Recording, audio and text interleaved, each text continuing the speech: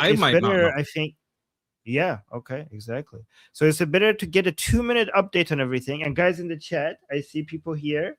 I see my favorite people already here. Good job. Thank you guys for being here. Okay, you guys are always here. Thank you. Amir, that's fantastic. Always supporting us. Wesley here, Sarah, Casey. I always try to notice the people who always show up. Dominic, Bobby, Comrade. Yeah, because you guys are with me and like from the beginning to the end, and I just feel so I appreciate you guys. So because it's a long day ahead of us, and I need you guys by my side. We love you. Oh, I love you too, Sarah. All right, fantastic. Okay, so let's stop it. Let's get an update. News Chief Foreign Correspondent Trey Yingst is in Tel Aviv. Hello, Trey.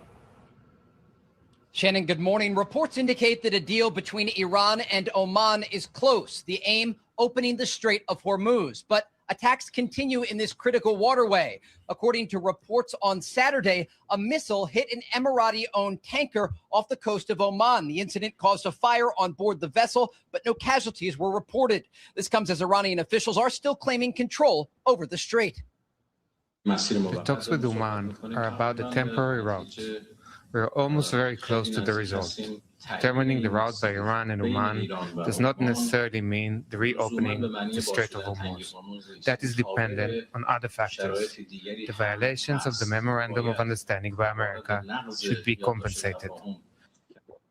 Iran's Supreme National Security Council released new demands this weekend regarding the strait, calling on the United States to permanently end the war and compensate Iran for damages before the strait would reopen. These maximalist demands come as the U.S. naval blockade of Iranian ports remains in effect, costing the regime hundreds of millions of dollars each day. And according to U.S. Central Command, as of August 8th, CENTCOM redirected 53 commercial vessels, disabled 2, and boarded 2. The U.S. military has also permitted more than 30 ships to pass through the blockade for humanitarian aid. Vice President J.D. Vance told Fox News that U.S. pressure on Iran will continue. I try to remind people that we're really in the middle of the game here. This thing is not over. It's obviously not at the beginning. We're in the middle of the game, and we're applying a whole host of tools, diplomatic, economic, military tools, to ensure that we get the best outcome for the American people. I feel quite confident we will get there, but we're still a bit in the middle of the game. With talks ongoing, Iranian proxies remain active. Early this morning, the Houthis in Yemen launched missiles towards Saudi oil refineries. Shannon? All right, Trey Yingst. Okay, so this is crazy, Monkey. So what happened is that there was planned for a major attack by the United States, and it was canceled because they said that because President Trump said that a deal is going to happen and we're going to know in 48 hours. And ever since then, the Islamic Republic has continued hitting at ships like this is just the most recent one, but they didn't stop throwing missiles at ships. And not only that, because we were told that the Islamic Republic is now coming up with a deal that is a lot more reasonable, and it's really getting closer to a deal. And you know what happened? Instead of getting closer to a deal, they have a new list with 6 items that is absolutely crazy. Like the demands, the Islamic Republic didn't get closer to United States demands, they got farther away from it. And I have seen some of the demands on this list. There's a list of 6 demands that the Islamic Republic has. And it's unbelievably insane what they're asking for now. So we were told that the reason why the attack stopped is because we have a really good deal now that is possible. But the demands that the Islamic Republic is putting out now is actually more extreme than before, and they're still shooting at ships. So your thoughts? Okay, I think I'm going to have one word that keeps repeating itself. Again? We're doing this again? Like all of this is again? Oh, crazy demands. Again? We're in the middle of the deal. It was a good deal. Again? They're making crazy demands. Again? They're attacking. Again? We're about to drop a super extra mega big attack. Again? We paused the ultra super mega big attack. Again? The only new thing is that we're in the middle of the game. And if we're in the middle of the game, and it's been, since February, 7 months, that means this is going to take a year? It's insane. Do you want to see the list of... Okay, the only way... The only way this makes sense is if they're planning something really, really, really, really big, and they're just like doing psychological games and 5D chess or something. But do you think that's what they're doing, or no? This is what we're saying is what's actually happening. The only way to maintain stability is to not remove the blockade and continue bombing. By the way, your mouth is not moving when you're speaking. I'm a ventriloquist. Wait.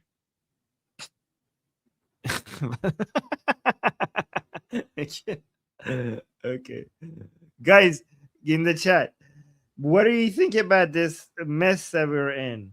Like, we are now, like, they keep telling us there's going to be a big attack, and it doesn't happen. Then they're going to tell us it's a big, beautiful deal that is going to happen, and that doesn't happen. It's just the same old. Yeah, rinse and repeat. I have the new list of demands by the Islamic Republic. Do you guys want to see it? Russ, thank you so much. Russ Chadwell, thank you so much for the super chat saying still supporting. Oh, thank you for not giving up on us. Appreciate you, Russ. Thank you. So, guys, yes. So, Monkey, look at the list of new demands that the Islamic Republic has. So they moved away from the MOU. Hold on, let me bring it up. And the Islamic Republic, yeah, you guys violated the MOU, so this is what we want now, okay? So it said number 1. So this is a list of 6 demands. 1, ending threats against Iran and its sacred values. That's number 1. The sacred. Okay. Okay.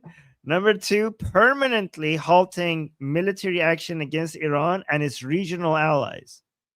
Permanently. Oh, permanently as in forever. Okay. Yes. As in like not attacking Hamas, not attacking Hezbollah, not attacking the Houthis, not attacking Hajj al-Shabi. Everybody. You just stop attacking them all forever. Right? Withdrawing U.S. naval and air forces involved in a blockade against Iran. Okay. Compensating Iran for damage caused during the recent conflict. Lifting U.S. sanctions. Releasing Iran's forces and assets. That's what they want. Where do I sign?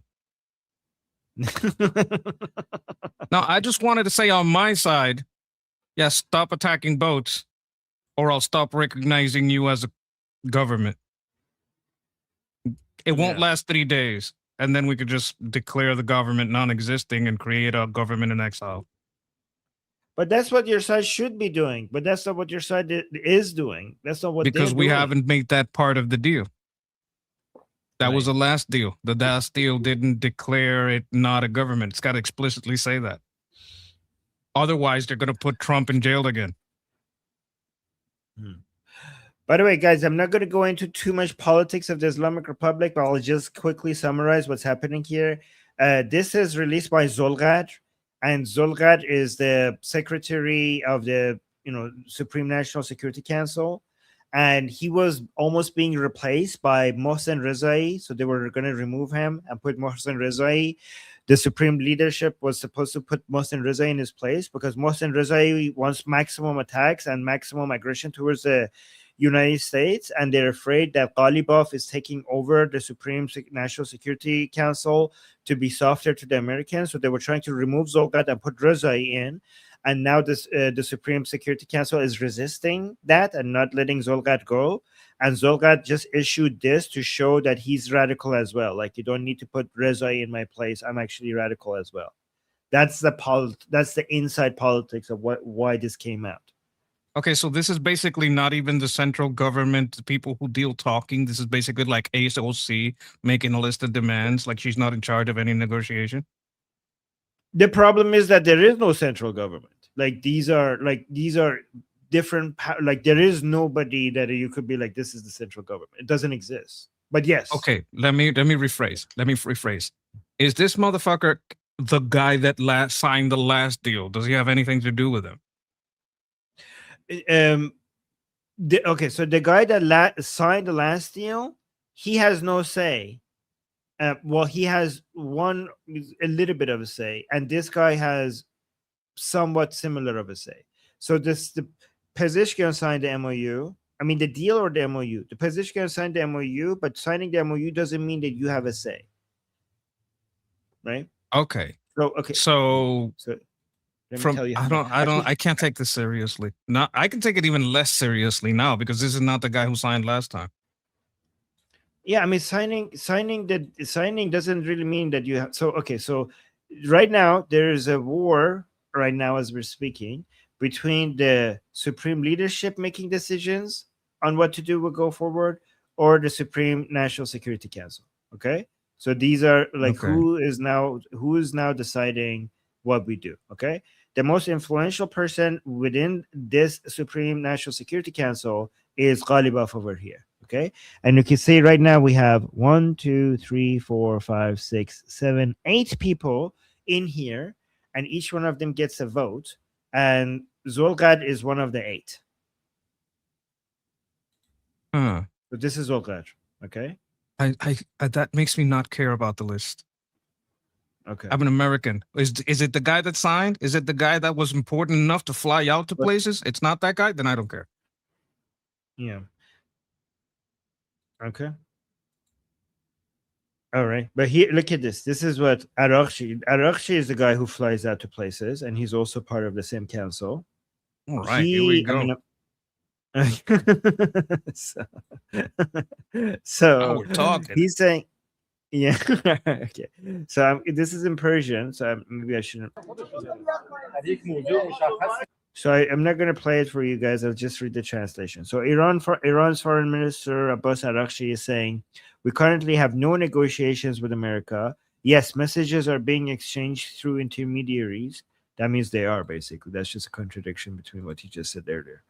And then he continues saying, this is not called negotiation. Oh, he's talking to me. This is not called negotiation. It's an exchange of messages. Okay. Okay, but sure. Intermediaries are still trying to create the grounds for negotiations again. In our view, until the violations of the Memorandum of Understanding are over and America compensates for what it has violated in the MOU, the possibility of starting negotiations against does not exist. Okay, so what's the difference between negotiation and exchanging messages again? That I don't know. That's what I was laughing about. I think it's not poop, it's defecation. Okay. Yeah. It's like you know, like if I'm buying a car from you and you sending a message about the price, and I send you another message about like, no, I don't agree with that price. And like, oh, are we negotiating? Like, no, I'm just like we're exchanging messages. What? That is negotiation. That is negotiation. What are you talking about? Okay. Oh my god, this is funny. But one thing he said is similar to what was on the list. He said, until we collect damage and until America compensates for what it has violated in the MOU, we're not going to negotiate with them. So that was a little bit similar to that letter from Zolgad. But which came first? Did he copy that and put it into his letter of 6 demands? No, the letter came first. This video is just from a few hours ago. Okay. Yeah. But interesting. Okay, let me see what this is. Saying, holy crap, Secretary Scott Bessent just announced the checkmate move. President Trump is making the Strait of Hormuz irrelevant. Oh, yeah, we heard about this. More than 50 to 70% of the energy that moves through the strait now is going through underground pipelines. I mean, no, he's talking this not now. Not now. That's like, yeah. I went over this yesterday. Like, it'll take a year before any of these pipelines. It'll take half a year for the one that's being built. I think it's by UAE to finish, or Qatar, one of those two. I think it's UAE, and the other one, it's like, no, this is not true at all. Oh, look at this. Pagan Lord is saying, Liberty Politics TV, let's go. Yeah. Thank you, guys. You guys are awesome. Thank you. All right, let me play this. I want to thank as well. He was here. I didn't know he was going to be here. Treasury Secretary. I think he's going to go down as the best ever. Scott Bessent.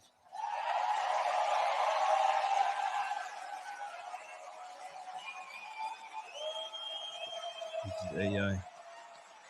Okay, so this is just AI. All right. That's like a hype video. Yeah, it's a hype video. I was like, what? I thought he's gonna play the video of Scott Bessent explaining that. All right, let's go to why did this hype video got 24,000 likes? Crazy. All right, let's go to JD Vance. We actually have some new information here from JD Vance. We're talking to the Iranians, of course. We're trying to maximize the amount of oil and gas that are coming out of the Strait of Hormuz. That's the thing that we're most focused on right now. And you see, I think oil prices dipping around $80 a barrel today, sometimes a little bit lower. So we're just trying to make sure that we get what we need out of this particular conflict. If you go back and remember what it is that we've done here, we've destroyed their nuclear program, we've destroyed their conventional military, we've radically reduced their, what you might call their asymmetric military ability.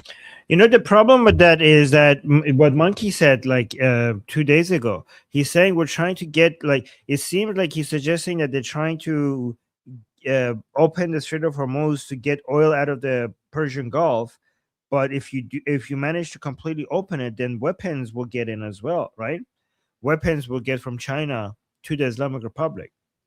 Isn't that your main concern? Well, there's many main concerns. Number one is 1,000 Wuhans. They don't need nuclear. Number two is any removal of blockade is going to lead to a complete rearmament. We have tried this one. They completely rearmed. So we have to remove the IRGC. There's just no other way. Yeah.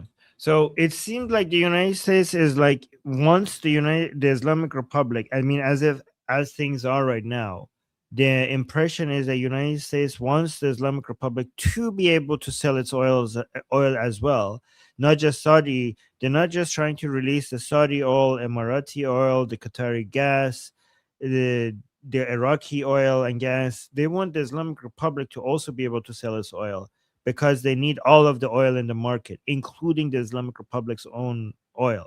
That's the issue that a lot of people are having a hard time to deal with, because now the United States is pushing for the same thing that the Islamic Republic is pushing for, which is their ability to sell oil. Anyways, let's continue with this. Yes. Yeah. Call their asymmetric military abilities. And right now, oh, look at this. Ghalibov is saying, hey, Monkey, mic sounds great. Ghalibov likes your mic. Appreciate you. Thank you. Yeah. By the way, Mikey, if you see anything in the chat that you want us to answer or respond to, like, feel free to start them.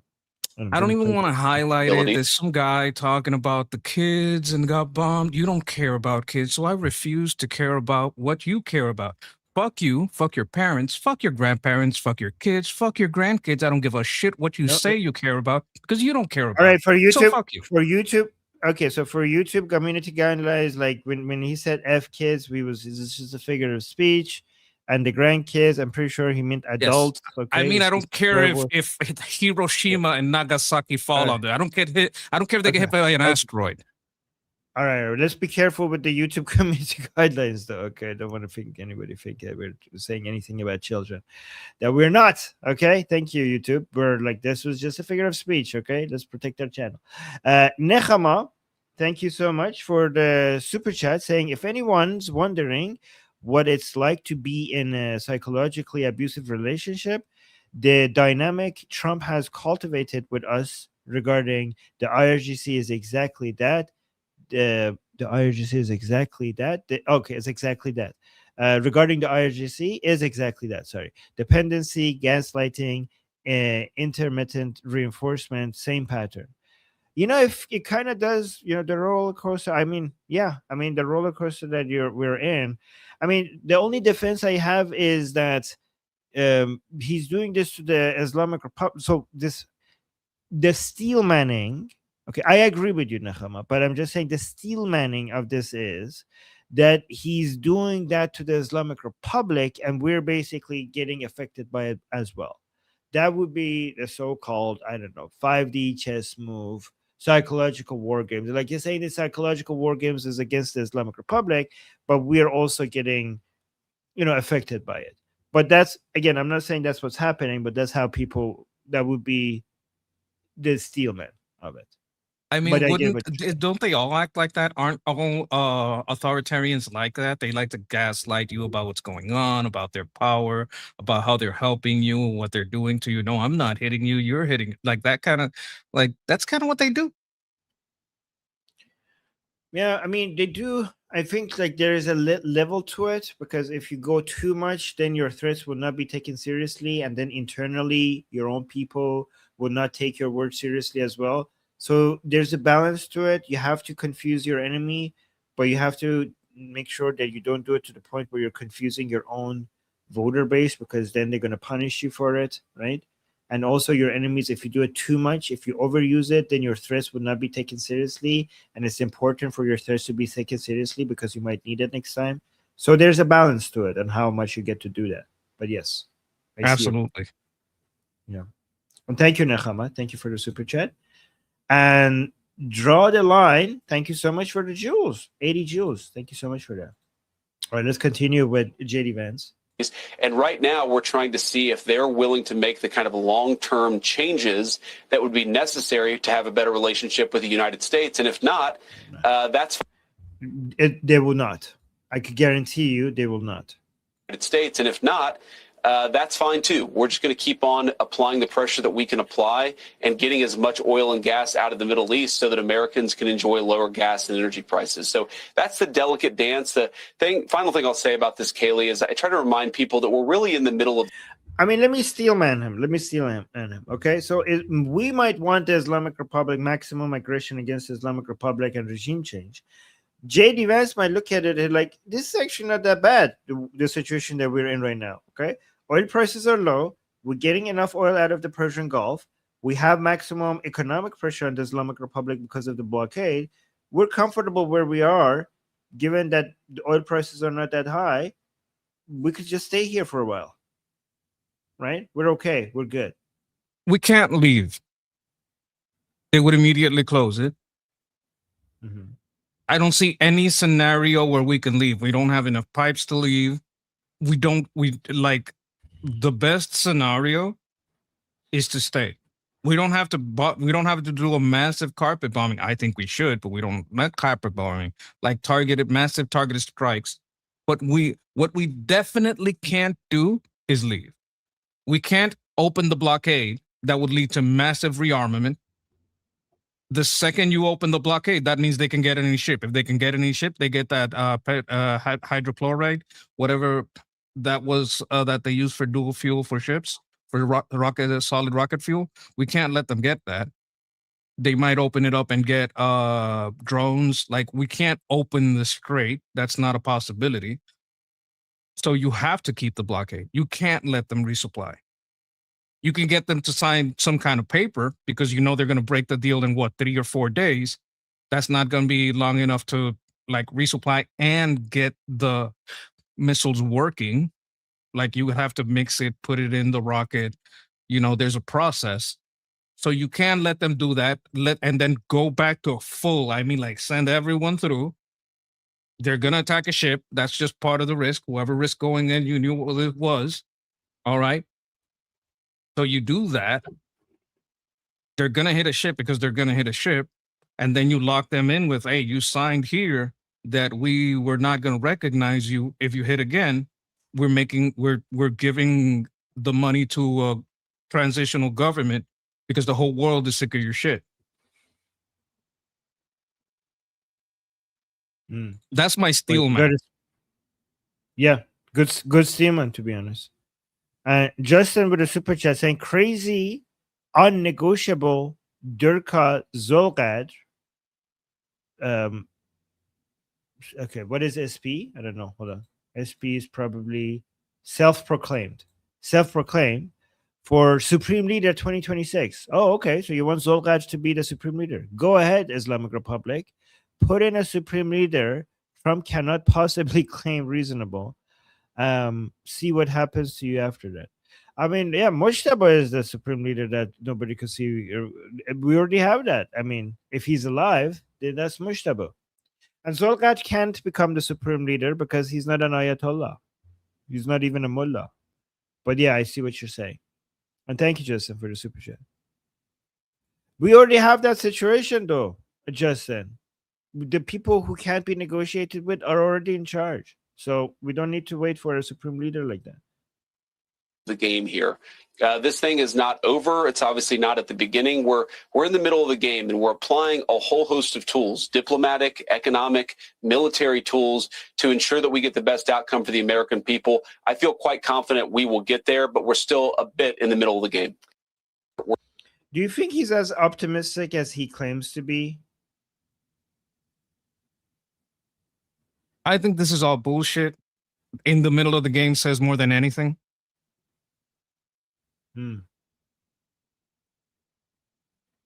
Like that's the strongest news in everything that has been said. Everything. The middle of the game is the most important phrase that has been uttered in everything we have seen. What do you get from that? That is going to go on for twice as long as it has gone on. That's what the middle means. And should we take him seriously? Like, is he actually like? Is JD Vance like a representative of what is actually going on? Like, is that somebody? Well, it's consistent. All the negotiations have been bullshit. Everything we've offered them, we wound up keeping because they won't stand by the rules. Oh, you keep breaking the rules? I keep using your breaking the rules to my benefit. You're never going to stand by the rule. I'm going to keep using the rules to my benefit. And when you break that rule that makes me not have to recognize you as a country, we're going to have a new country. By the way, why is he talking more again? Are we going back? Like, remember when we had MOU talks and he was then all over media. And then when the MOU failed, they stopped having him out on the media. And, we had more of Rubio. Look at this. This is so interesting. Right before we were about to do a big military operation, we start seeing Rubio more. And now he's back at it again. JD Vance is back at it again. Does that suggest that we're back to trying to make a deal? Look, I can't read the tea leaves on it. I'm seeing this person here. That means this. That's a stretch. Like when we were seeing him doing things, he was on a plane over there talking in different places. He was on a trip. He was with other people that are directly negotiating. I see none of that here. I see him going on a tour, and most of his direct actions are around fraud in the USA.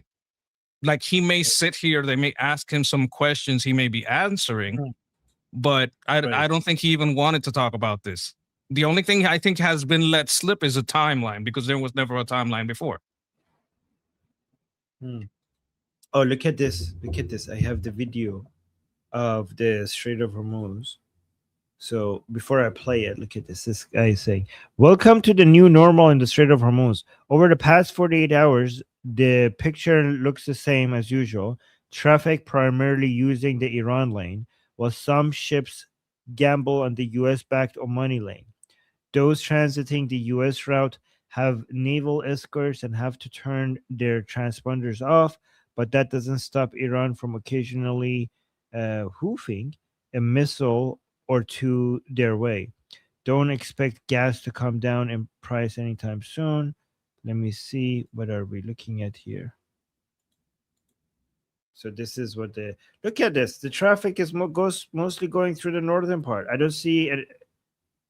Do we even see a ship? One ship? Okay, there we go. One ship through the southern one. Another ship, but mostly the northern. Oh my God, so much traffic through the northern part, but nothing through the south. This means the Islamic Republic is being successful at making ships. I mean, the traffic is very low, by the way. You can see compared to usual, the traffic going through the Strait of Hormuz is very low. But even even the ones that is happening, it's going through the lane that the Islamic Republic wants rather than the one that the United States wants. So this means that the Islamic Republic is kind of having its way in the Strait of Hormuz. Unfortunately. I have questions. What is this place on the top left where so many ships are going up into around Iran? Why are so many ships going there? There's a Bandar lot of Abbas. ships landing into Iran. That's the main port in Iran, Bandar Abbas. That's the number one port in Iran. If there's a blockade, who is going there? Who is supplying them? Yeah, that's a good point. Like there's nobody. I mean, okay, so the thing is that the blockade, okay, let me tell you. The blockade is down here, right? So what the blockade is supposed to do that if a ship goes to an Iranian port and then they try to leave the Gulf of Oman, the blockade is supposed to stop them here, somewhere down here. Right? So the blockade doesn't stop ships going to Iranian ports, but the blockade stops ships that have been to Iranian ports to leave the Gulf of Oman. That's how the blockade is supposed to work.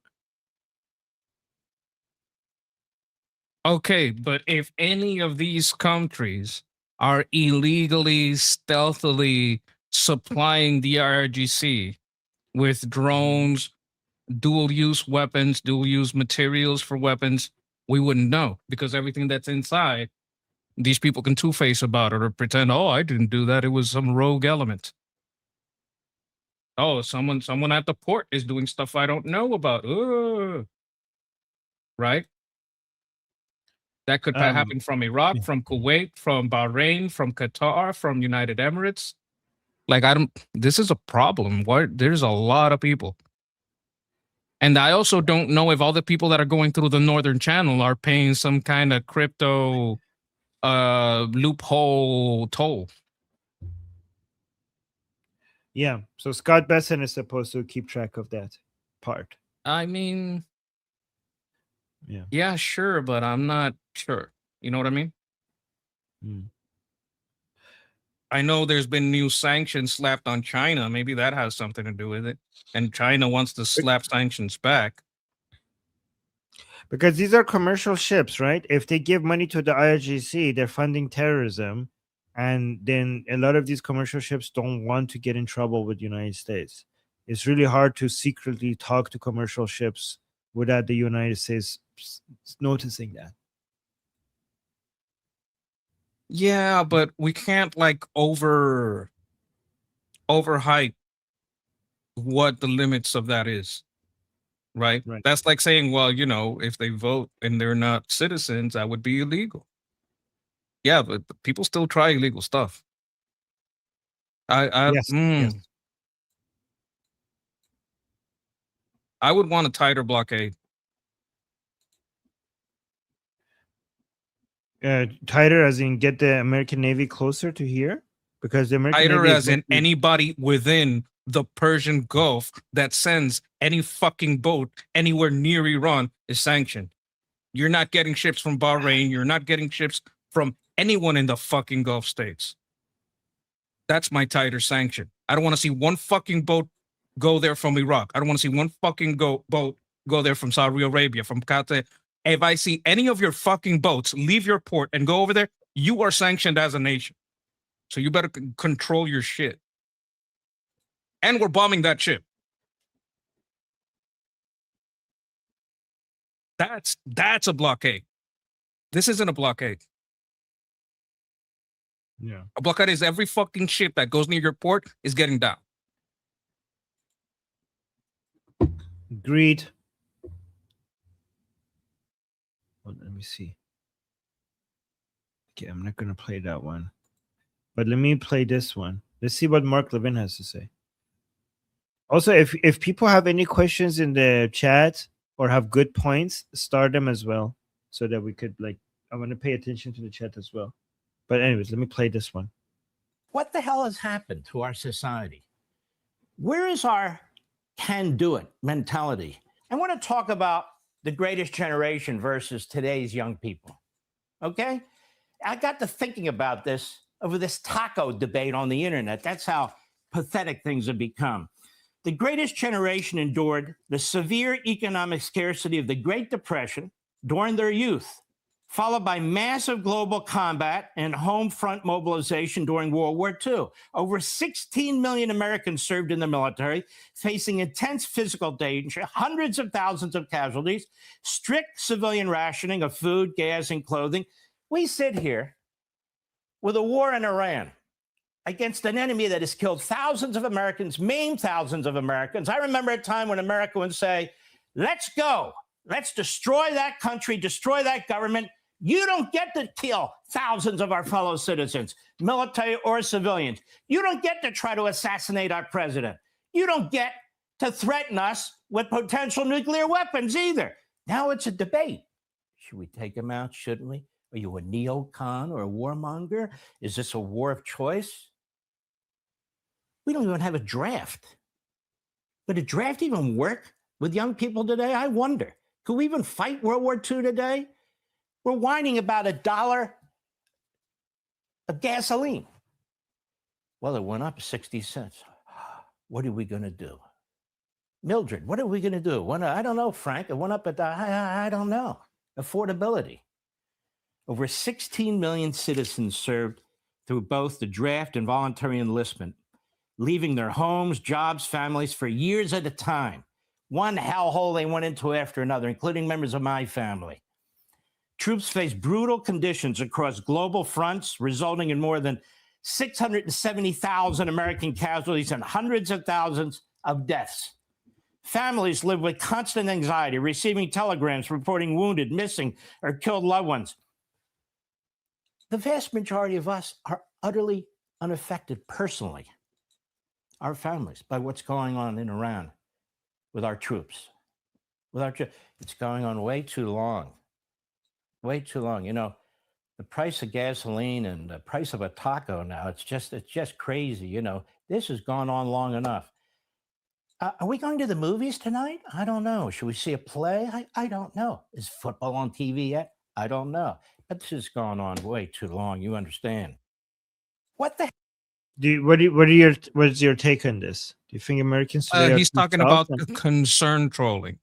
This is called concern trolling. This is when the left pretends to be the right, or Pakistani bot centers pretend to be Americans. This is very popular. So they pretend to be like this guy lives nowhere near America, pretends to be America, and say, oh, we're very concerned. We're very concerned about the prices. We're very concerned. Oh my God, I voted for Trump. Blah, blah, blah. It's all fake. So what happens is a lot of people buy into it. These concern trolls, because people like to mimic what they see, they say, oh my God, we have, the price has gone up too much for us. But it's a fake us. The person that's telling you we are suffering too much, that person doesn't live in America. They're gaslighting you. This is like, I've seen the call centers. I've seen the FBI has raided a bunch of them and stopped them because these people also engage in a lot of online fraud. Like you see the computers, you see the 20, 30, 40 accounts. These people love, sometimes they're controlled by actual humans, but the human will, put the same message in 20 conversations. And they always have like one topic, and they'll put that topic in 20 videos or 20 accounts that are discussing a topic. It's gaslighting. And he's talking about American gaslighting. Now, if I was going to give him some good news, there's been a surge in recruitments. Many branches are exceeding goals. Army reached 61,000 in recruiting. The Navy, 45,000. So there's a surge in recruitment. That doesn't mean that they would be able to stand a draft or that people would have an appetite for that. But if I was going to give him some good news, I would tell him that. To be fair, I think he's not talking about like the fake ones. He's talking about the real ones. Okay, yeah. Let me finish my sentence. Yeah, I think he's talking about like actual. You have a good point that you're talking about. Like, there's a lot of fake ones that you highlight all the time, and I appreciate that. He's concerned about real Americans, and I think your response to him is the best response, because we have so many Americans eager to join the military and go to war. So that's a good news, a good counter to that, right? That's a good one. What I would tell him is, look, you're right about these people, but you got to remember when these people go online, they're being gaslit by a bunch of concern trolls into this line of thinking. They didn't arrive at this tiredness alone. They're just repeating what they're reading over and over from these accounts that pretend to be Americans and pretend they have the concerns that Americans have. Yeah. Yeah. But do you think the Americans who are worried about gas prices going up $1, like, is that, and they're upset about that? Like, they shouldn't be upset about that. They should just take it and accept it. Do you agree with that mentality? Yeah, you should be a little bit more adverse. Like, if you can't, like, yeah, you should be able to, like, you can complain about, yeah, well, you can complain about it, but you can't act like it's the end of the world. Because, Okay. so here's the thing: have gas prices been historically low, right? Especially if you consider inflation and you consider all these other factors. It's like people who really got used to Bitcoin being at 100, and they see it go down to 63 and it's a disaster. It's like, well, was it due for a correction though? Like, are you thinking about these prices? Or are you just, I think it's too much. Like, there's not a lot of thought going on. And when when you think about it, it's going to make sense. If you don't think about it and you're just repeating what you hear, you complain. I started a comment from Dajjal. Dajjal is always in the chat saying, yeah, I'm a fucking warmonger. I want dead Durkas. If that makes me a warmonger, so fucking be it. Dajjal, oh, you want to kill warmongers. That makes you a warmonger. How dare you want to kill the warmongers? Now you're a warmonger. Yeah. Who is the number one warmonger on earth right now? Do I know anyone? Does anyone in Africa fund more wars? Does anyone, like, who's the number one war now? I listen, I'm gonna be real. If you put a gun to my head and said, tell me who the number one warmonger on earth is, I'd have to say the IRGC. True. I mean, they say it. They war until the whole world is ours. That's what they say. Tinley, thank you so much for the super chat saying there is no affordability issues, only I can't cook issues. Also, no one is entitled to a home. You must be a citizen with enough earnings first. Ooh. I mean, the affordability issues, to be fair, like in the United States, is like the inflation is not that high. Like, inflation is not that high. You're right. Like, I agree with that. And yeah, I think a lot of people keep trying to blame, society and the government and the economy on things that they have more control. Like, they could actually fix themselves if they took some responsibility. I'm supporting Tinley. Do you agree with that?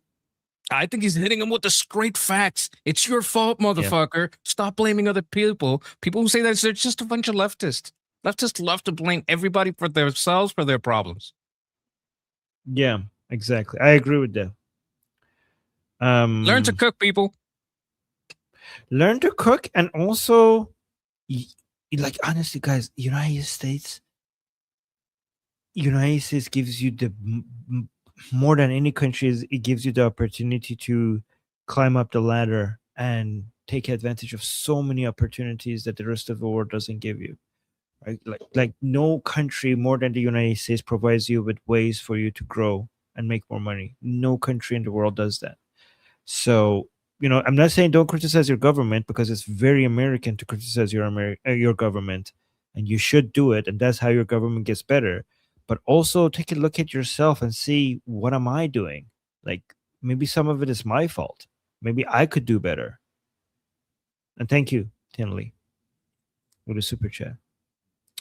And Nicholas with a super chat saying, does anyone know the mood of the Iranian people right now? Is it time for action on the part of Shah Reza Pahlavi? The Iranian people are getting ready for the next fight, and but they are not armed. They're very angry, and they're becoming more and more aggressive, and they're taking things into their own hand because they're done waiting for other powers to do things for them. But the thing is that either the world will help them to get armed, or they are going to find ways themselves to get armed. But when you say, is it time for action on the part of Shah Reza Pahlavi, that comes with the assumption that he's just sitting by and not doing anything. And that is not true. Prince Reza Pahlavi is active all the time. If you're saying that the action that you're expecting is for them to rise up against the regime again, like we just had the January uprising. We cannot have just uprising after uprising after uprising, especially given that the last one was turned into a massacre, right? And the next uprising, I think, needs to be something where we need to have something that I mean, I don't know. I mean, it's not up to me, obviously, but it makes sense if the Iranian people want to be armed next time they do an uprising, and if they get armed by, I don't know, the Americans or Ukrainians or Israelis, then so be it. But if not, then it's going to take some time for them to be able to find ways to arm themselves. That's going to take time. And thank you, by the way. Good question. Thank you, Nicholas. Trump, this guy is the guy that you're starring. He's kind of a troll. Do you actually want me to translate his? No, that's what I wanted to know, because it's like kind of like I don't know if it's spamming because I can't read it, but I don't know if I wanted to know your thoughts on this. Is this a good guy or a bad guy? It's not spamming because the message. No, don't highlight. I was gonna. Oh, okay. I'll get him. I'll get him. Okay. My bad. No, it's okay. You get them to.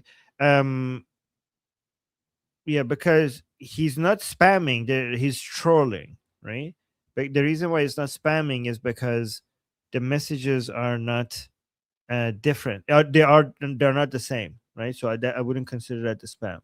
But it's okay. Leave it. You know what? It's not worth it. He's kind of spreading negativity. Just let. I already got them all again. I'll take them out. Okay. Okay. No. You know what? Just let me just do it. He's saying Trump بیشرف روسی بخونده. So he's just blaming Trump because he's giving in to the mullahs.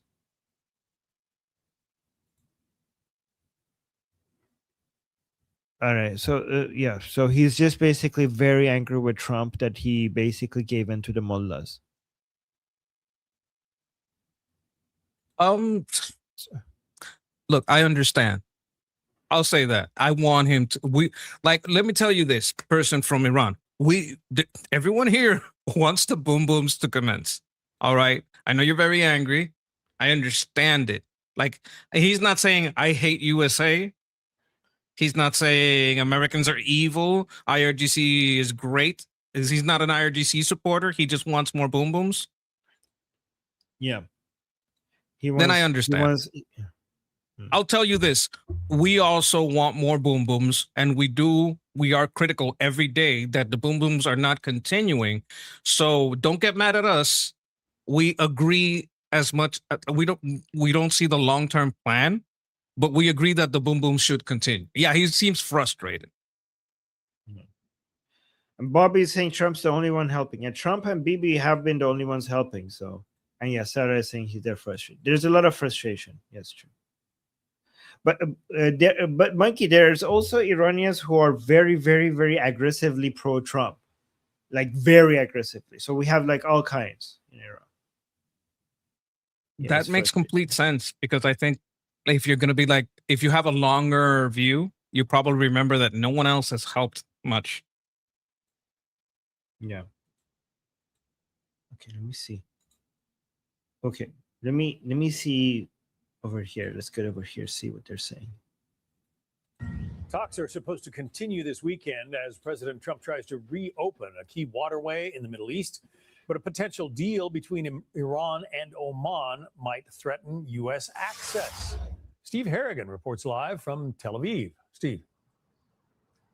John, President Trump has said repeatedly that the talks to reopen fully the Strait of Hormuz are progressing, and that he is taking a personal active role in those negotiations. We are, however, getting some mixed messages from Iran in the past 24 hours. Some hardliners, especially in the parliament, saying that the U.S. would have to entirely lift the blockade of Iran's naval ports before any deal is made. Now, some analysts say Iran is simply playing for time.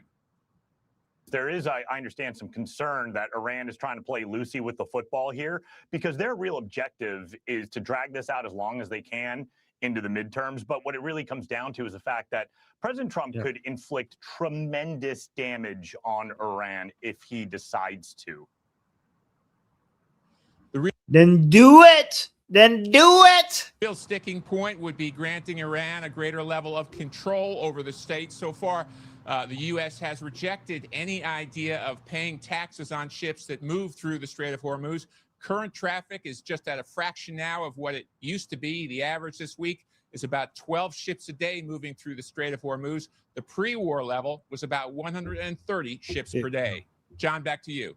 All right. Steve Harrigan reporting live from the... So 12 now instead of the 130 that it used to be. How is oil prices this low? It's amazing. If with this low of a traffic, guys, am I reading this right? We're at 78. Brent crude oil prices at 78. How are we this low with this low of a traffic? I don't know. Interesting. Interesting. Anyway. Interesting. Yes, Vijay was also saying, then fucking do it now. Agreed. Look at this. Yes. Oh, look at this. This Iranian from Mersad is saying, arm us and support us from air. So, oh my God, so nice.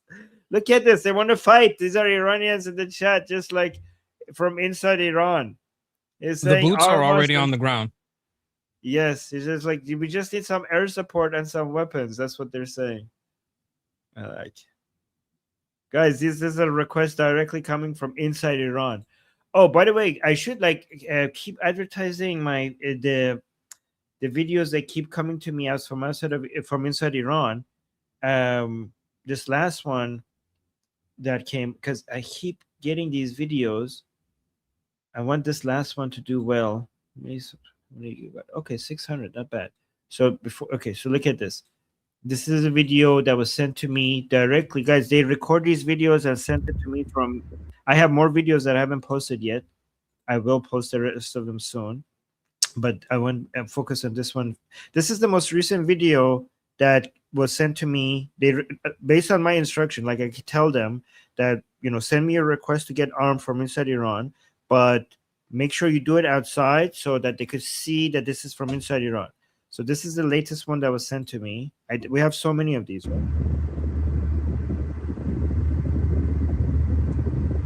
So you can see, like I told them to record it in a way that you could see some shop signs, some cars, so nobody could deny that this is from inside Iran. And guys, like these people, when they make these videos, the punishment for making this video is death. So the people who send me these videos, they take it's a huge risk that they recorded and send it to us. So they do it because they want the world to see that the Iranian people want to be armed. So I'll put the link to it in the chat. If you could please go and repost that, I would very much appreciate it. The first video that I got was the one that I think Mark Levin shared. Was it this one that Mark Levin shared? It was this one. This one got I shared the last video you had on there in the chat. Oh, thank you. This was the first video that was sent to me.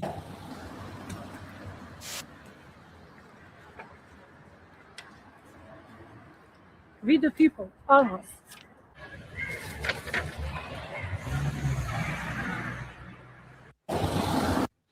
Yeah, but I have so many more of these. But I don't want to keep sharing that with you guys. Just go share that last one that I sent you guys, because that one's the one that we're trying to get now more people to see. I posted the last two you showed. Oh, thank you. Should I go back to the previous one, the newer one? No, that's okay. It's okay. Either one is fine. They're both in the chat. If you scroll up a little bit, guys. Thank you, Monkey. And do you see Tusi supported our campaign?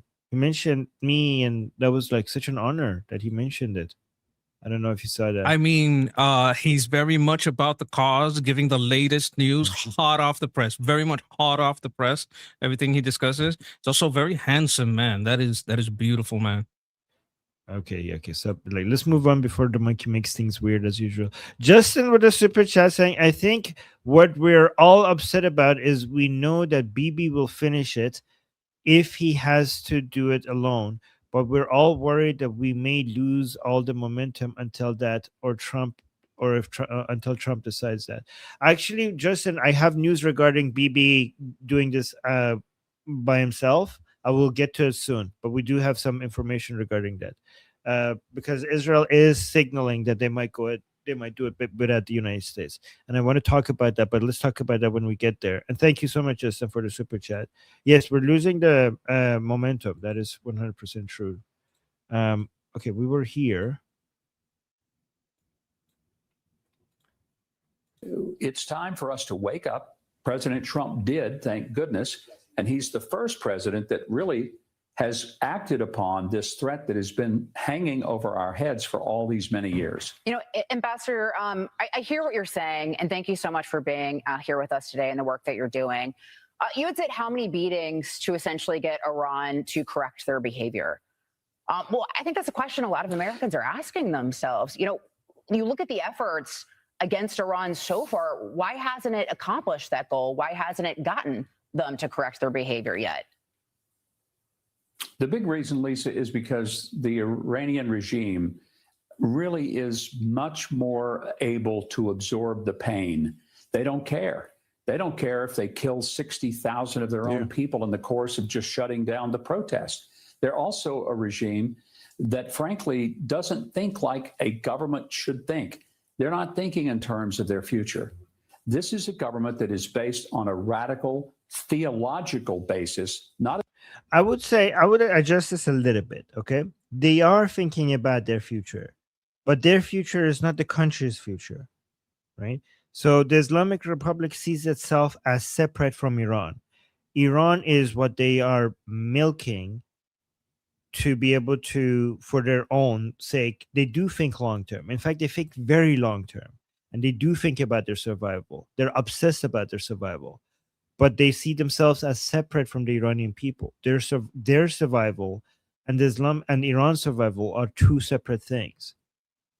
One thing I'd say about this is similar to the Cuba situation, that when they're prosperous, there's going to be some infrastructure there. But if things get tough, they don't care about the infrastructure. They don't care about the people. This is why further action is needed, because you're not going to get there only through a blockade, only through economic means.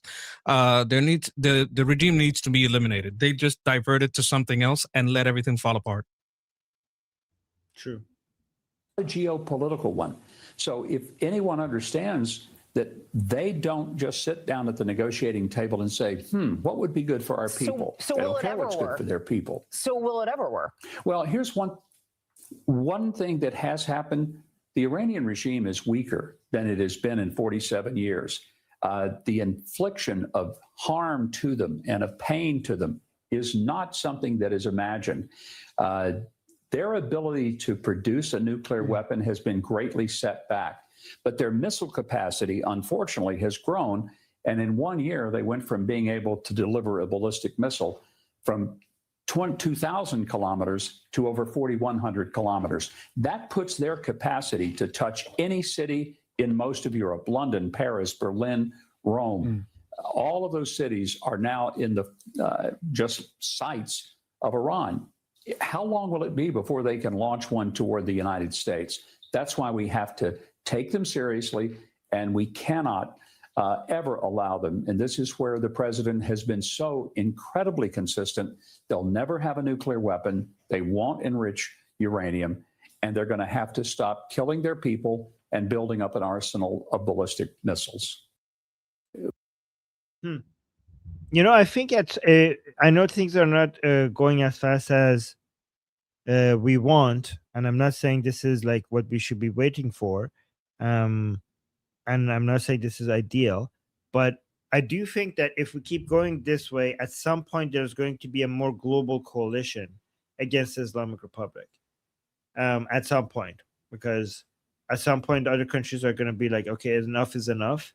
And we might have a situation like we had with Saddam in the first Persian Gulf War, but we'll see.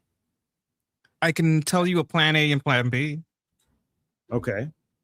Plan A, we win the midterms and we just continue until we can declare them not in charge of the country, make a transition, take a transitional power. Plan B, we lose the midterms, we fight it in court and say the Congress and the Senate does not have that power in the Constitution, and there is no law written that gives them that power in the Constitution. The commander-in-chief is still the commander-in-chief. The United States was never designed for the Congress or the Senate to legislate wars. So they can only make laws and judge crimes, and this is not a crime.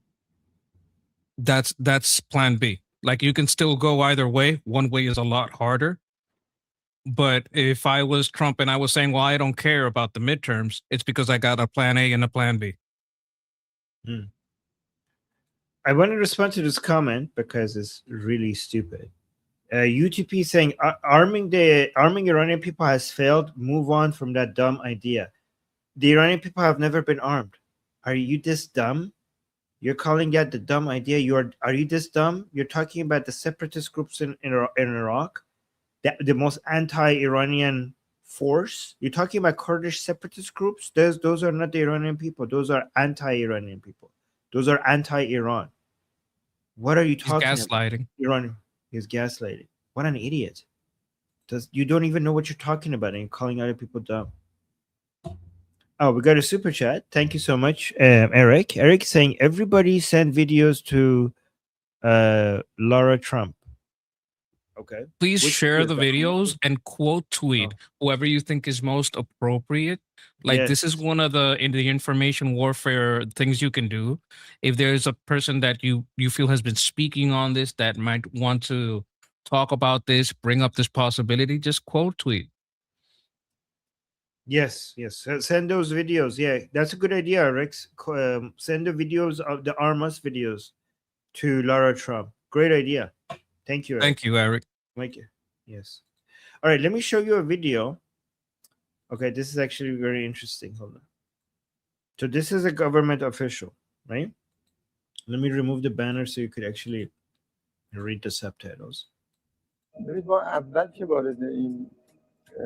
I could just read it. He said, when we first entered nuclear activities, our real goal was to build a bomb.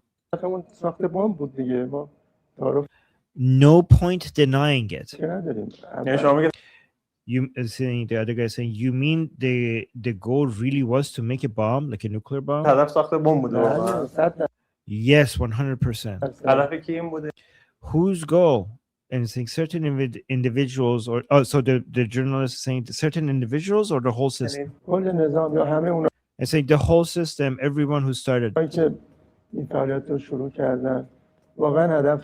The real goal was to build a bomb. We had started and we wanted to go all the way. If we could keep it a secret, if we could keep it secret and test the bomb.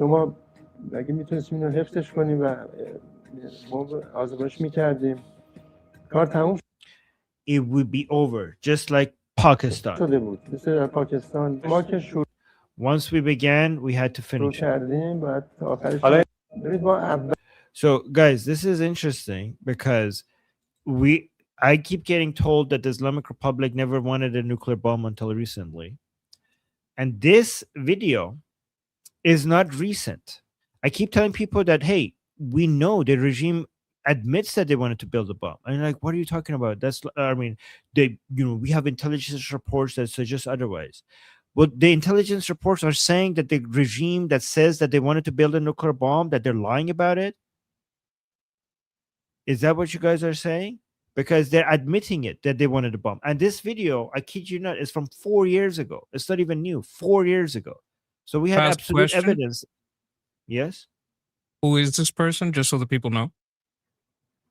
This is like a member of parliament and a son of one of the most influential mullahs of the Islamic Republic.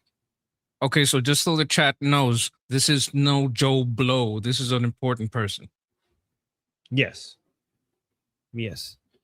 And he got no pushback from the regime, like serious pushback from the regime for saying that. And this was released by the regime. So this was their plan from the beginning, and it's just like out there. It's just like out there. And I don't know, like people are like, oh, our intelligence shows that the Islamic Republic was looking for a bomb. Like, well, then so when they like your what are you talking about? Like they're saying it. Yeah, it's crazy. Let's go back to JD Vance. It's a credible threat. Yeah, we were sitting on this video for like, people, because I keep talking about the intelligence that Israelis extracted, and the audio from Fakhrizadeh that said that he got the orders from the higher up to put a nuclear head on the ballistic missiles, and he was building that, and that's why the Israelis killed him. And nobody takes that audio seriously. So I would be like, okay, you don't take that audio seriously. How about this video? You're right from the horse's mouth. Like, I don't know what else you need. All right, let's see what JD Vance is saying here. Is this a different one? We've destroyed their nuclear program. That's the same as we had before. Okay, let's go to Israel. Okay, so there's two updates that we have from Prime Minister Netanyahu. First one is this one. So, we had the 15-point roadmap for Gaza from the Board of Peace. So Israel is completely rejecting that. Israel rejects the Board of Peace 15-point roadmap from Gaza. The IDF will not make any withdrawal until Hamas is fully disarmed. We're talking about real disarmament, not fictitious ones. This is from Prime Minister Netanyahu. We are talking to the Americans about this issue. They have ideas, some of which are acceptable to us and some are not.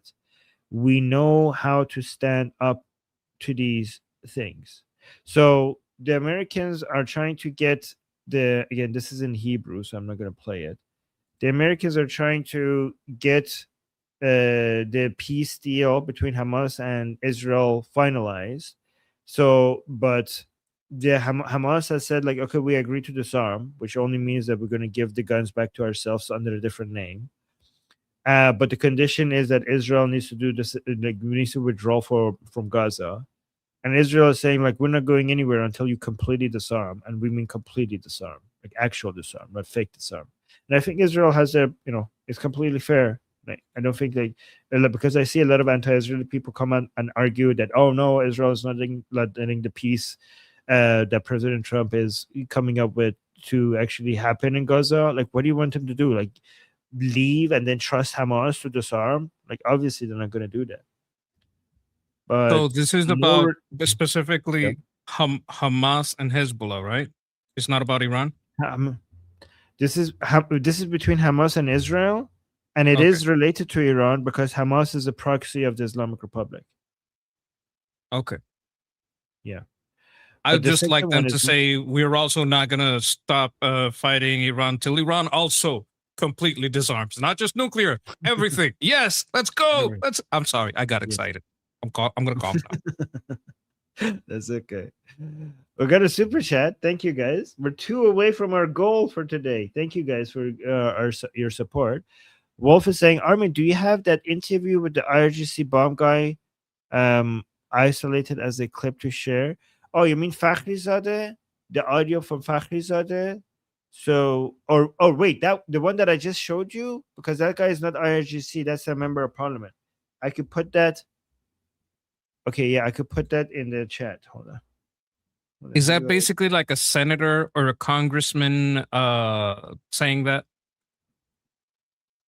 Yeah, it's a member of parliament. Former, deputy. Okay, so he's former deputy speaker. So not only he was in the parliament, he was deputy when he was saying this. He was also the deputy speaker of the parliament as well. His name is Ali Mutahari. Okay, I'll put the link in the chat for you guys. Thank you for the super chat, by the way. Okay, link is now in the chat. So, guys, thank you guys for wanting to share these around. I appreciate you guys trying to inform more people. Okay, so that's one Israel news, but here's the bigger Israel news.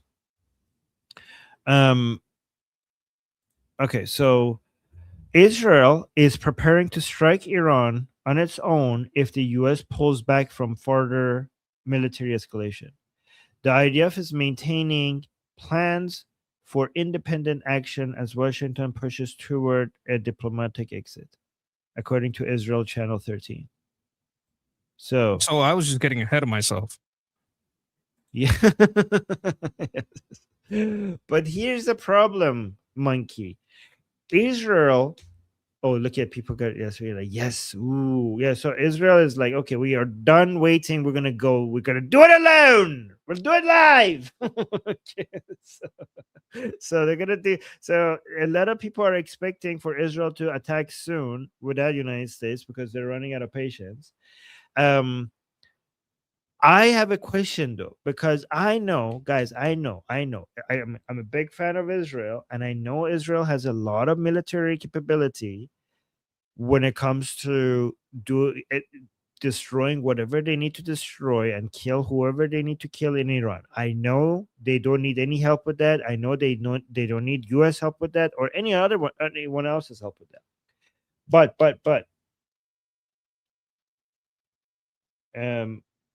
But the Israel does need US's help when it comes to defending itself. So if the Islamic Republic responds, if there's a full-scale military operation against the Islamic Republic by Israel, and then the Islamic Republic responds, then Israel does need United States to defend itself. It does. It does need the defense system that United States provides them and supports them, and supplies it with the stockpile missile interceptors to keep using them. Israel cannot do that without United States. So then, this is go on. If I was being tactical, I'll say, look, I don't think they're going to leave. I think they're going to keep the blockade. But if I'm going to hit, I'm going to hit before they rearm. I'm going to hit right now. If they're talking about deals and all this shit, and there's any chance that this might be real, I'm going to go hit them where the blockade is in, and they're still in a low supply status. Okay, so they do have enough to be able to do okay, so because Israel, every time you see Israel defending itself very effectively, it happens with United States, right? So right now Israel can't destroy so significantly for the Islamic Republic not to be able to respond at all. But the counter to what I'm saying is that there is no way the United States will not defend Israel, right? So I'll have a counter to my counter and then a counter to that as well, right? So people are saying, like, Armin, you don't have to worry. If Israel attacks the Islamic Republic and the Islamic Republic responds, there is no way that the United States is just going to sit back and just allow Israel to be attacked like that.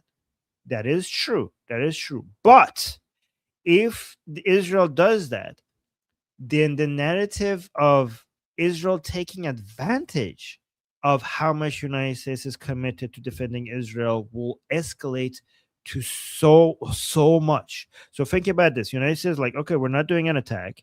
Israel like, we're doing this alone, with the understanding that if the Islamic Republic responds, United States will defend Israel. Then the arguments that Israel dragged United States into a war would not just be Nick Fuentes videos. It wouldn't be Democrats anymore. It will come from the White House. It might even come from the White House. I mean, we already had J.D. Vance. It would just escalate to a whole new level. And the soft power that Israel has in the United States is already depleting. It's already getting lower, so by too much. And this would just escalate that by a whole other level. Because there has been so many accusations of Israel dragging the United States into a war, and they will all be false.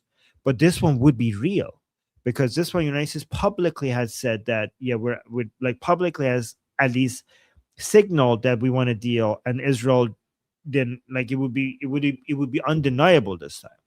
And I don't know if Israel would be able to afford losing that much of legitimacy and support in the United States, given that it's already getting lower. Does that do you understand what I'm saying, Mickey? Yes, I do understand. I'd like to add a comment on that. What made us move the first time wasn't even just the uranium. and the material. It was that we had information on a target.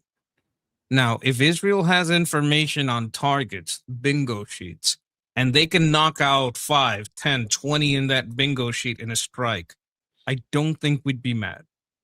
I think we'd be like, yes, please go ahead. I hope so. That's a good point. Soapbox had a comment saying, wrong, Armin. That was one stolen batch.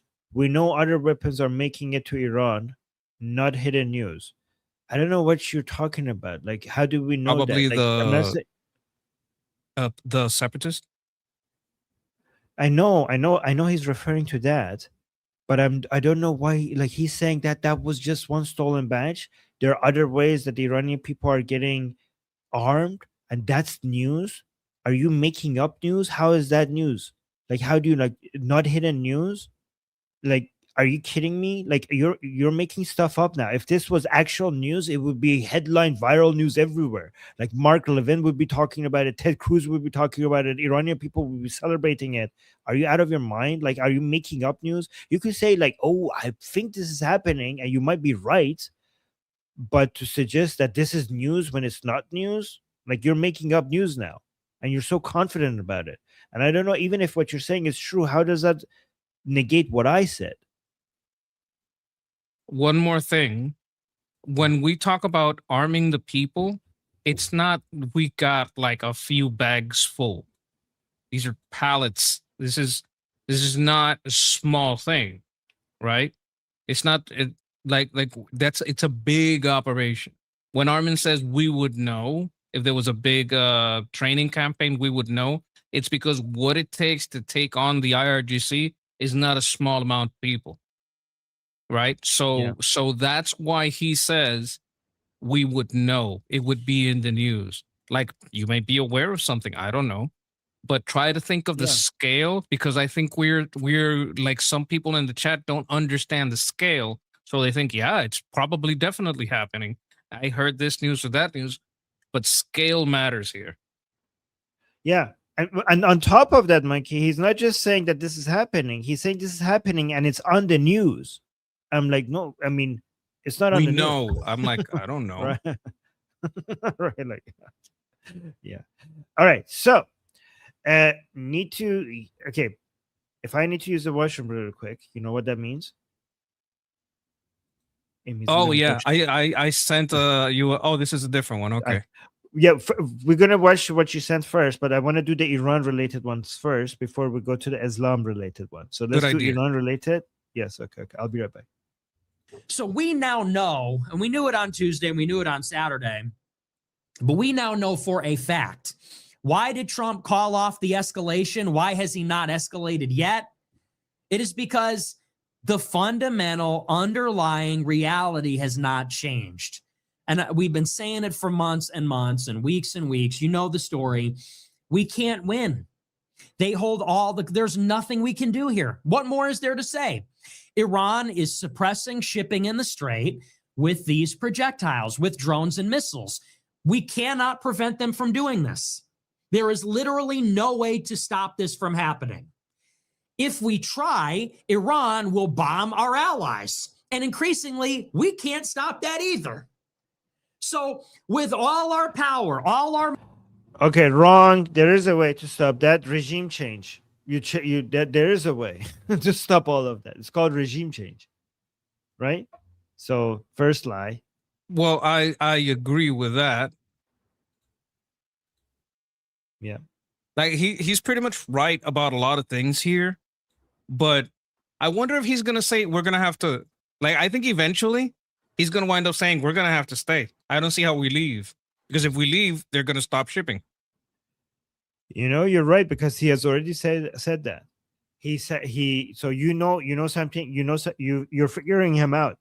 I saw in another video he already said that we shouldn't have started this, but now that we have started this, we can't leave. That's what he says. So you read him right. Literally no way to stop this from happening. If we try, Iran will bomb our allies. And increasingly, we can't stop that either. So with all our power, all our might, all of our exquisite weapon systems, our Blue Water Navy, these platforms that we use like the aircraft carriers, these bases that we have, think about how insane this is. There is nothing that can be done. You look at the Middle East, the map is dotted with U.S. installations, radar, bases, airstrips, 2 carriers, how many squadrons of fighter jets, and how many different types of aircraft, and 50,000 soldiers. And we've got the most sophisticated weapons, defensive systems, precise offensive missiles, and we are powerless. Nothing can be done. If a ship goes through the strait, Iran is going to hit it, and we can't do a thing about it, even if we're escorting the ship. And we could go back and we could bomb the site that launched the drone at the ship. Doesn't matter. They will go to work repairing everything that is destroyed, and they've got so much stuff we can never destroy it all. Iran's too big of a country. They've been preparing for this for decades, and they basically figured us out last year. After the 12-day war and Midnight Hammer, they figured out what works. And even more so, after our initial strike in February, they also realized the Strait of Hormuz, that's their real ace in the hole. Increasingly, they don't even need a nuke because they got the strait. The purpose of the nuclear bomb is deterrence. I mean, the strait is not that big of a deterrence as much as you think it is. The oil prices are under 80. Like honestly, like I don't know why people are I do know why, exaggerating how big of a deal the Strait of Hormuz is. Okay, the issue is that in the United States, people's votes matter, but it's not like the United States is suffering the way that the Islamic Republic is suffering. Like United States is doing fine. The problem is the reason why they're not finishing this off because this is not as for them. I mean, I don't agree with this, but at least from their perspective, this is not as big of a deal as it is economically as it is for the Islamic Republic. The Strait of Hormuz, like a mushroom cloud, would damage the global economy severely, and also Wuhan's as a biological weapon or a nuclear weapon will devastate the global economy in a way that closing the Strait of Hormuz hasn't been able to do at all.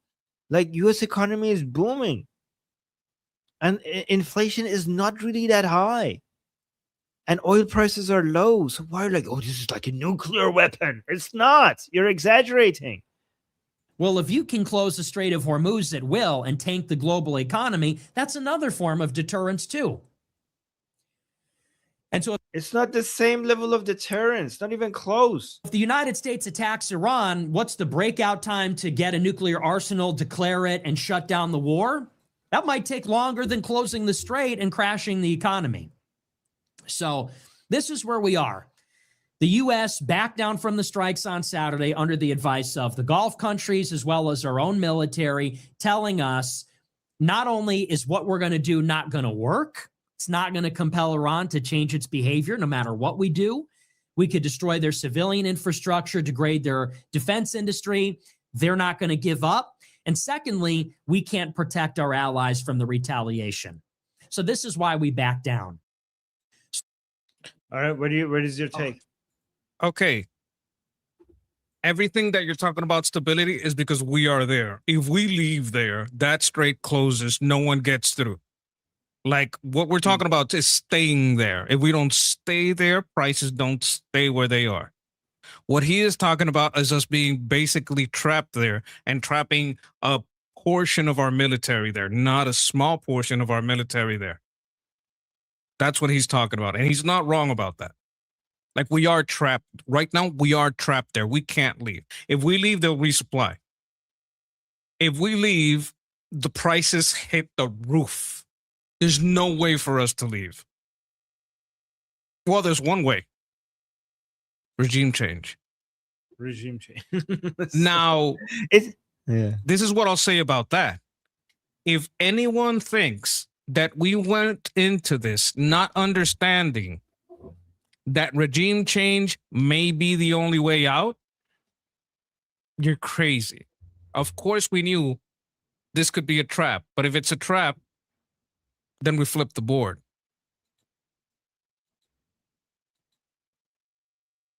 Yeah. Oh, yeah. I mean, it's amazing how many things can get solved. Like how many, all of the, everything that they're trying to solve. The Strait of Hormuz, the enriched uranium, biological weapons, the terrorist proxies in the region, ballistic missiles, issue with the economy, all of it. The answer to every single one of them is regime change. And the answer to regime change is two things: recognizing Prince Reza Pahlavi's government, in exile, and arming the Iranian people under his leadership. That's the solution. That's the solution to everything. Everything. Exactly. Sarah saying everything. It turns it into a humanitarian mission, and we are helping a government in exile stabilize a location. Yeah. And it's not even that expensive. Arming the Iranian people is so much cheaper than two things. It's so much cheaper than containing the Islamic Republic, and it's also so much cheaper than full-scale military operations by United States and Israel themselves. Well, it's not our money.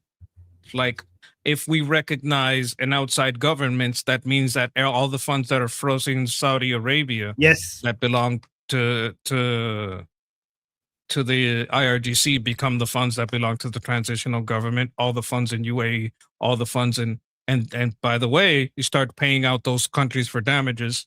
You start paying out the armament of the people. You start paying out the humanitarian mission for the government in exile to take command and control the restructuring of Artesh and having them be vetted and placed as the only military as the IRGC is eliminated. Yeah, exactly. And Scott Bessent has already set precedent for that by saying, he's already saying, we're going to hold on to these funds for the Iranian people. So the precedent has already been set. And those accounts are legal. Like, we made all the escrow accounts. We made it legal through the vote we held in Congress. We made it legal through the MOU. I mean, the International Criminal Court can lie about it, but they can't deliver a verdict that says that it's illegal. Yeah. All right, you send me a video here from This inside is relating Iran. to the discussion topic on the discussion group, guys. Please join the discussion group. We're talking about what is haram and what is halal. So this was so funny. So look at this. Is a taxi driver inside Iran. Hold on.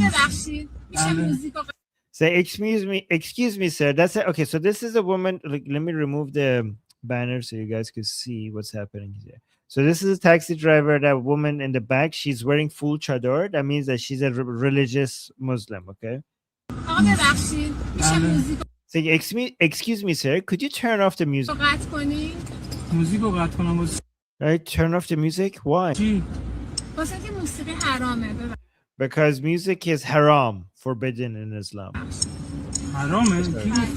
Like the taxi driver saying haram. Who said it's haram? Like, was there even music there in Muhammad's time, sir? Like, there wasn't music in Muhammad's time? Like, then get out of the car. Then get out of the car. She's saying, why? so they're like, okay, because at the time of the Prophet, there was no car either. Just get off the car and wait for a camel. It's a good point. So yes. And she's lying. There was probably music during the instruments and singing during Muhammad's time. What the hell is she talking about? Oh my God. It was so good. The passenger, because there was no music in the time of Prophet Muhammad. The driver, well, get off then. There were no cars back then either. A camel will pick you up. Straight facts. So good. Oh my God. That was so good. Oh, okay. We got another super chat. We got one more super chat to our goal. Thank you, guys. By the way, thank you, Monkey. Monkey sent me that, guys. Good find, Monkey. That was a really good find. Wow, this got 60,000 likes. That's crazy. Justin with a super chat saying, I know you guys kind of disagreed yesterday, but I keep coming back to it. Is there any way the process to vet an arm has been going on during as this, and it's taking so long because it's so painstaking? All right, so yes and no. I mean, I don't disagree with you. I kind of agree with you. We know that that has been happening because they have been operating. Like, we had people operating with weapons armed by Israel inside Iran. Okay, but what that is at the level of special operations. So yes, it has been happening, but to the scale of being able to, like, we had this even before, guys, the 12-day war, before it happened, before Israel came out and started the 12-day war, there were people inside Iran with drones working for Mossad, Iranians inside Iran working for Mossad, that use drones to destroy launchers of the Islamic Republic before the attacks even started. So this is not even a theory. It's a known fact that we have Iranians inside Iran that have been armed by Israelis and have already operated using the weapons that Israel has given them. So it is a fact, right? But the question is, so we have basically 3 levels at this. I mean, let me just say 2 levels to keep it simple, right? There, you could arm the Iranian people to carry out special operations like that, and that has already been happening. But if you're talking about an army that will basically rise up against the Islamic Republic and do regime change, we're talking about arming tens of thousands of Iranian people, not a special ops operation, tens of thousands of Iranian people. And I don't know how to explain how close to impossible it is for you to keep that hidden. Monkey, do you want to, maybe you have a better job? I just completely agree. The problem is we're talking about different scales, which is the same which is what happened with the last comment. Like, yes, you're right, but you're not right about the scale. The scale, when the people are putting out that message, arm us, they're talking about a very large scale operation. Mm-hmm. So he's saying, I know, tens of thousands in the chat. So he's thinking Yes. that I think that, okay, but he's asking whether maybe the arming tens of thousands is already happening. It's hard for me to, yeah. That's hard. That's like, yeah, that's hard for me to even imagine that we could do that without anybody noticing. Yeah. It's like, so, like, how could you arm tens of thousands of Iranians inside Iran and nobody is noticing it? Like, you need to have godlike powers, stealth ability. Like, it's hard. Is that possible? You're saying, is that possible? I mean, nothing is Possible impossible. is a big word. That's the problem with that. Yes. Yes, everything is possible. It's possible that Monkey and I don't even exist and we'd be like, I'm AI. Like, it's possible, right? It's possible that I'm actually a talking monkey. Yes, it's possible. So, but possible and likely are 2 different things. But yes, it is possible. All right, so Monkey sent me another video from about Islam from Nick Fuentes, right? This is the one, I think, right? This is where I put the difference between Tucker Carlson and Nick Fuentes. Like, there's room in his heart to hate more people. Okay, let's play this and see what this is about. Sneeko got caught buying views again, but on Twitter saying you fell off. Elon, if you can hear me. Oh, right. Sneeko. He's one of those smaller streamers on Kick, right? He's one of those small streamers. It's important to help out the small streamers. He just can't help but keep getting blown out. He does this tweet the other day where he's like, Christians eat pork. Why is that? It's like, you ever read the New Testament? That's kind of like a big debate. He goes, that at the end of the day, he just can't escape that he's an idiot. He just can't, like, there's no getting around it. If you're dumb, you can't hide it. If you're a stupid, ignorant person, unfortunately, there's nothing you can do to hide that. You can't get away from that, because if you talk off the cuff for long enough, people just find it out. So he goes on Twitter. He's like, why do Christians eat pork? Jesus never ate pork. It's like, that's sort of, yeah, great question. It's almost like the apostles should have figured that one out. It's almost like the early church should have. Oh, wait, that's like a major part of the New Testament. That's like literally a major debate. Like he's the first one to discover this. But wait. The Jews that were at the beginning of Christianity, they didn't eat pork. It's like, yeah, if almost there was something in the Bible that dealt with that. Gee. Maybe you know that if you ever read it. Yep. I'm just going to comment here that we have to stop it because we're not trying to replace this content. We respect, we're doing this as a review so that YouTube should know that we're doing this as a review. And yes, the Bible Christians eat pork because there was a large debate. They were increasing Christianity to include a lot of people that had belief in the same system. So like anyone that criticizes Christianity and says this and this about Christianity and doesn't know that, you don't know what you're talking about, you look dumb. That's why Sneeko looks so dumb. Let it play. Okay. One. And then is he gonna say anything you disagree with? Like, is Nick is gonna say anything here that you're gonna disagree with?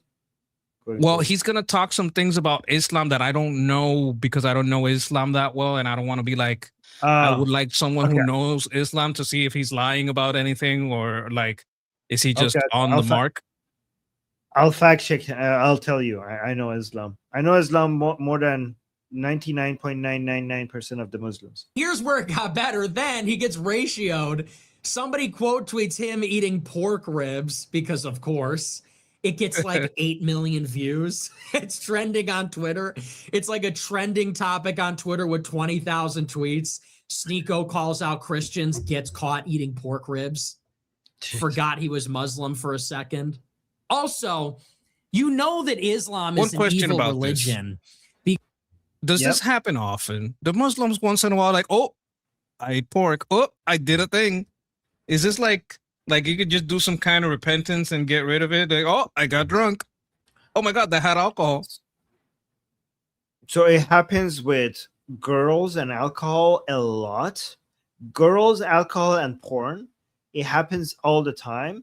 It rarely happens with pork, right? So Muslims drink alcohol so much and they're like, oh yeah, I repent, I shouldn't have done that. They have sex outside of marriage and like, oh yeah, I repent, I shouldn't have done that, and God forgives me. Watch porn all the time.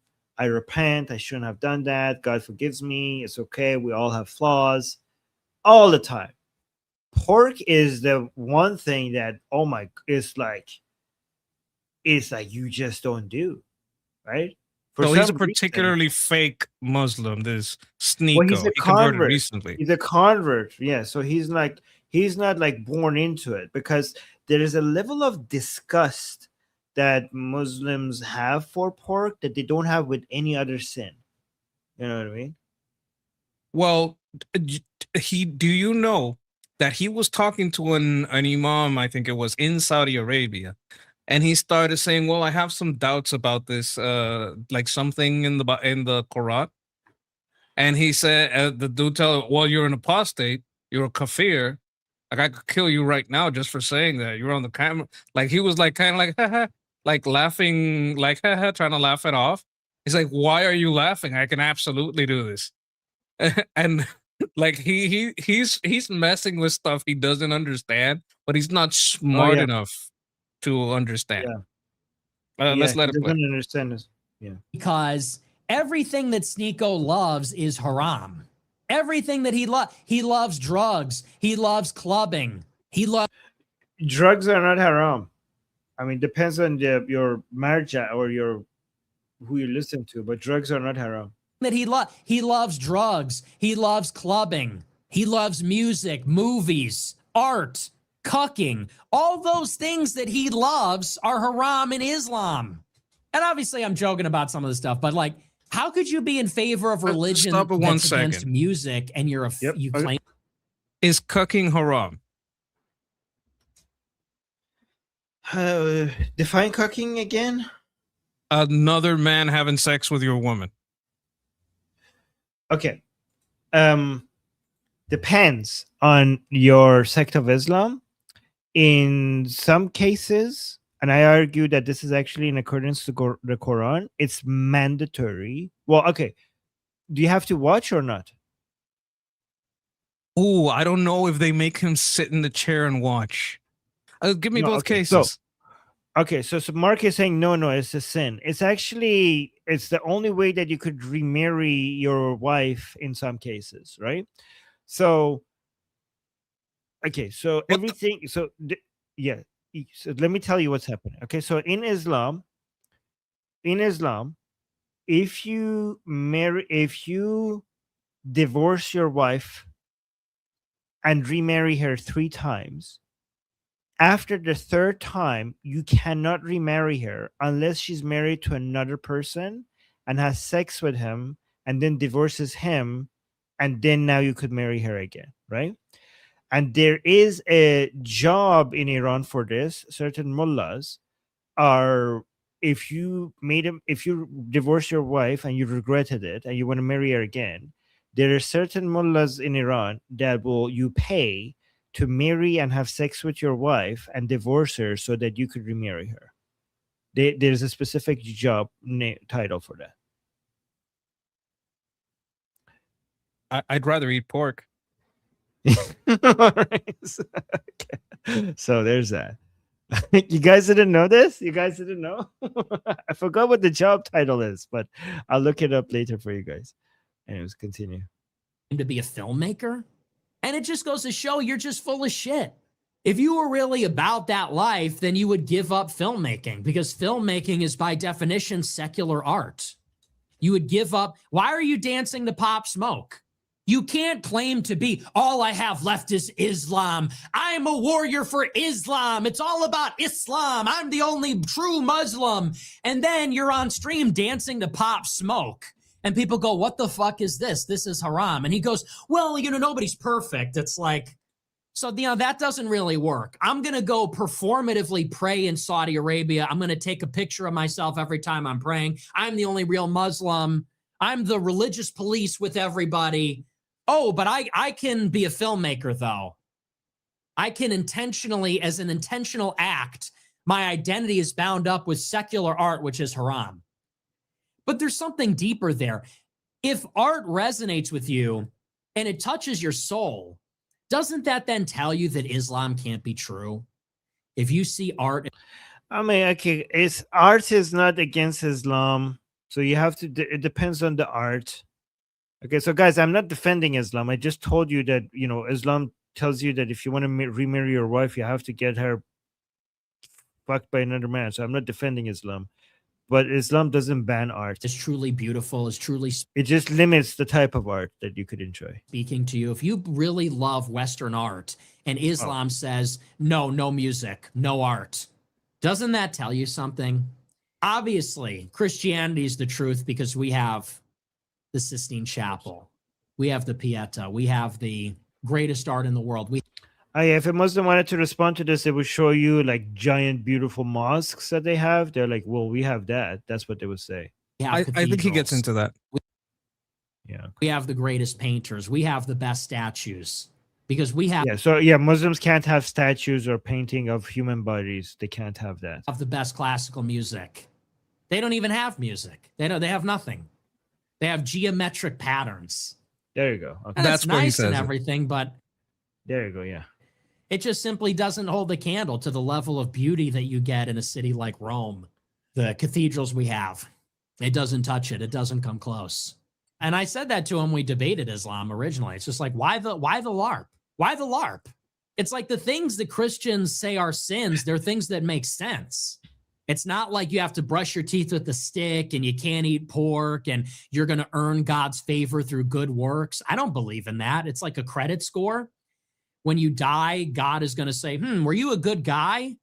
It's the mechanism that saves Christians is God's grace. The mechanism that gives favor to Muslims is whether they're good or not. Did you do all these, like, did you rub your penis after you took a piss? Did you wash your hands properly before you kissed the carpet? And all the other, did you wear your pajamas today? Did you kiss the cube? So it's the world's largest cult. Sermon sent $30. Sneeko got caught.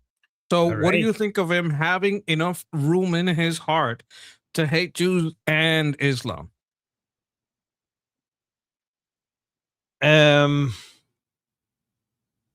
He chooses. Okay, so for him, Islam is bad, but it's a distraction from the main disease against the world. For him, the world Jewry is the main problem.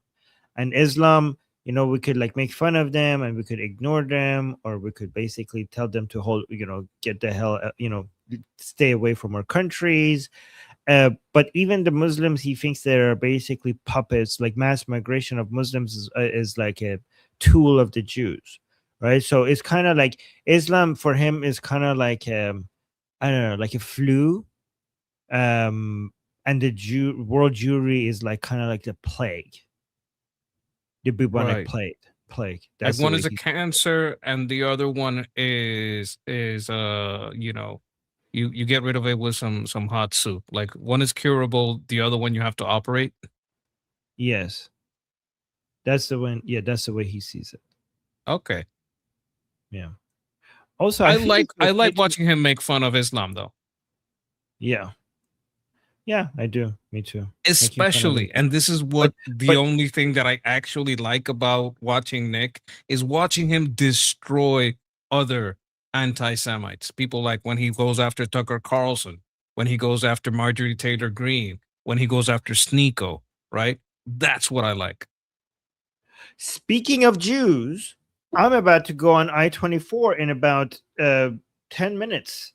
So I just got the notification that I need to go there. So let me just read the super chats. Guys, people are going to ask me questions on the news. I'm going to be on the news. And they just sent me the questions as well. All right. I didn't know they're going to send me the questions. But anyways, guys, I'm going to be on I-24 in a couple of minutes. They usually say 10 minutes, but then you go sit there and you wait longer, but it's good. It gives me time to think about the questions. But Amir, thank you so much for the super chat saying music is haram, singing Haydar is halal. Where the line that dictates what music is haram and halal. Confetti, yes, Amir, thank you for the confetti. Again, there's so many different opinions that they disagree. So, for example, in Sunni Islam, we cannot have art of human body. But in Shia Islam, they have Hussein, like picture of his body, art of his body all the time, like Ali, Hussein, Hassan, Fatima. So it's just like there's no consistent rule here, right? Sounds yes, more thank you for the Catholic. confetti. You have to smack yourself. That's the difference. Okay, Lee, thank you so much for the 250 jewels, and Lee again with the 67 jewels. Thank you so much. And then we got Lee again with some more jewels, 200 jewels. Thank you so much for that. And then we got Zipgun with a super chat saying Ariana Hamilton earned $220,000 via GoFundMe for yelling "Free Palestine" at a Jewish customer and then getting fired. I'm disgusted and saddened. Yep. Apparently, you get rewarded. Even if you get caught, you get rewarded for it. And in fact, if you get caught and you want to punish you, that's how you get rewarded for it. This is rewarding the worst behavior. Firejack with a super chat saying people need to watch the scene in Game of Thrones where Tyrion Lannister and Jon Snow talk at a meeting of everyone and reveal the real threat. I sent you both the link. It's us now. It's us now. Word of word. Yes. I mean, I can't play that because it's copyrighted. Game of Thrones is like very, very, very copyrighted. But I think I know which scene you're talking about. Isn't that in the first season where they first talking to each other as two bastards? Thank you so much for the super chat. Jagatai with 10 jewels. Thank you so much. Jagatai with a super chat saying Armin is called halal monkey thoughts. Halala, monkey thoughts. Halala. Halala, is that when the preacher does the thing to your wife? Oh, wait. Is that the name? Halala. Where halala most commonly refers to nikah halala, an Islamic practice where divorced woman marries another man. And yeah, you're right. That's what it's called. So halala, the word halala most commonly refers to nikah halala, an Islamic practice where a divorced woman marries another man and divorces him to remarry. Well, not just marry and have sex, because the marry is not official if he doesn't have sex with her, and him to remarry her first husband, or to basically. Yeah, okay, that's what it's called. See, guys, I'm not making this stuff up. That's actually a real thing. And my thoughts, I'd rather eat bacon than watch that and stay divorced. Right. I mean, who doesn't? Amber, thank you so much for the super chat. Amber. Thank you. By the way, Amber, I see your comments all the time. You're always supporting us in the chat. Thank you so much for always being there. Thank you so much for the support. And then last support we got is from I don't know how to pronounce that. Sayak. Sayak Obviously, Patra. Sayak Patra. Thank you so much for the jewels. And guys, remember that we have a discussion group today. We're going to be, you could join our discussion group. I'll put the link. I'm going to be there. We're going to be there talking to you guys. We have every day. We have group calls every day.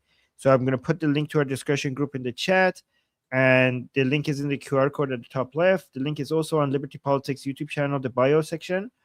And other than that, make sure you subscribe to the Monkey as well. I'll put the link to Monkey's channel in the chat as well. So please subscribe there as well. Sorry, guys, if I'm rushing it, is because I really have to go. I'm going to be on the news. They're going to be talking to me on the news in I-24. So if you, maybe see if you could find me there. All right, Monkey, all good? Gotta go. Yes. Sorry for rushing you guys. Thank you, guys. Sorry I have to cut it early because I have to go for the news and talk to. I'm an expert apparently. I'm an expert. People want my opinions. All right, guys. Until next time. Until about 2 hours from now in the group call. I'll see you guys there. Until then, I'm Israel Chai, Slava Ukrainian, Cuba Libre, Taiwan GIO, Long Live America, Javid Shah, Payande, Iran. Iran. See you guys.